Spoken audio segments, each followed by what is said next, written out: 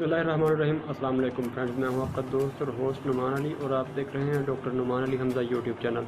दोस्तों कैसे हैं आप सब लोग? उम्मीद करता हूं बिल्कुल ठीक ठाक होंगे। मैं बिल्कुल ठीक ठाक हूं। दोस्तों आज की हम इस वीडियो में बात करेंगे, मेरे एक दोस्त ने पिछले दिनों में एक कमेंट किया था कि जो दूध में फुड़कियाँ आती हैं उस पर वीडियो बनाने का तो नहीं कहा था, उसने कहा था कि हल बताएं। तो मैं उस दोस्त को रिप्लाई नहीं कर सका। सबसे पहले तो मैं माज़रत चाहता हूं। अब मैं उसी पर वीडियो बनाने जा रहा हूं कि जो दूध में फुड़कियां आती हैं, मैस्टाइटिस का ये एक मसला, सीवियर किस्म का मसला, उसका हम क्या हल करते हैं। कीजिए मेरे चैनल को और साथ में बने घंटी के निशान को दबा दीजिए ताकि मेरी हर आने वाली नई अपडेट आपको सबसे पहले मिल सके। तो दोस्तों फुड़कियाँ कुछ इस तरह से आती हैं।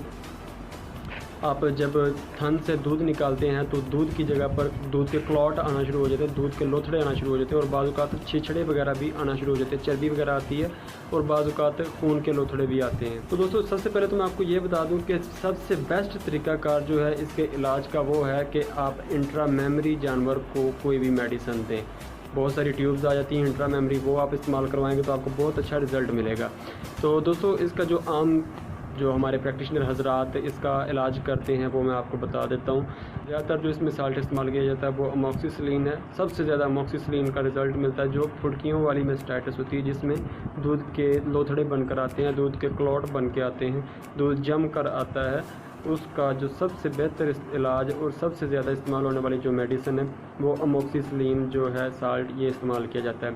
अमोक्सिसिलिन में जो ज़्यादातर इस्तेमाल होती है PPSLA, अमोक्सिक्लेव, एल्मोक्सेले, अमोक्सी 150 ज़्यादातर ये इस्तेमाल की जाती हैं। इसके अलावा सबसे बेहतर रिज़ल्ट जो है वो आपको इंट्रा मेमरी कोई भी ड्रग देने से मिलेगा।